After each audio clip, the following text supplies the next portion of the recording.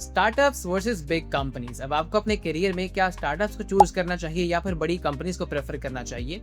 Let's find out on today's video. If we haven't met, I am Usman, a software engineer working in Pakistan and this is tech in Pakistan day 65। अब सबसे पहले बात कर लेते हैं startups की। स्टार्टअप्स में होता यह है कि फास्ट पेस्ड काम होता है, आपकी लर्निंग बहुत ज्यादा होती है क्योंकि आप एक रोल पर काम नहीं कर रहे होते। कभी आप डिजाइन कर रहे हैं तो कभी आप डेवऑप्स का काम कर रहे हैं, कभी आप डेवलपमेंट कर रहे हैं, कभी आप टेस्टिंग कर रहे हैं। आपको मल्टीपल काम एक साथ करने पड़ते हैं क्योंकि कंपनी छोटी होती है, लोग कम होते हैं, तो कंपनी को सस्टेन करने के लिए आपको मल्टीपल काम करने पड़ते हैं।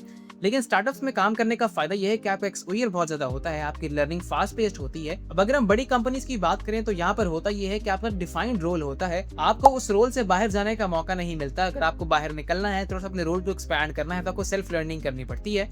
अब बड़ी कंपनीज में काम करने का फायदा यह है कि आपके साथ एक बड़ी कंपनी का नाम एसोसिएट हो जाता है, जो कि बाद में जाके आपको फायदा देता है। और बड़ी कंपनी सैलरी पैकेजेस के साथ साथ बाकी बेनिफिट्स भी अच्छे देती हैं। लेकिन बड़ी कंपनी में हायर होने के लिए आपको ज्यादा एफर्ट करनी पड़ती है as compared to a startup. तो दोनों में से कौन सी कंपनी को आप टारगेट करते हैं? Do let me know in the comment section, and if you have any questions you can reach out to me in the DMs as well.